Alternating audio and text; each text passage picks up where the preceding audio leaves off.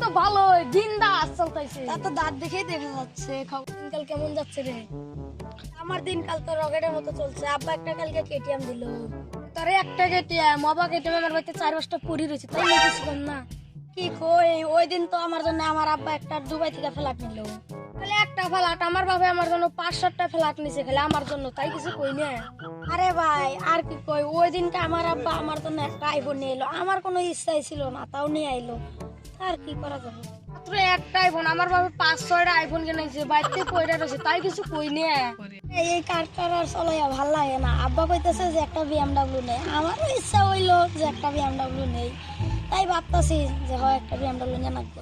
BMW তাও কিনবি? এমন বিএমডাব্লিউ আমার বাড়িতে 4-5টা পড়ে রয়েছে। এ ভাই কি আর করবো, ওই একটা মাত্র বাপ। তোর একটা বাপ, মন বাপ আমার বাড়িতে 5-6টা পড়ে থাকে।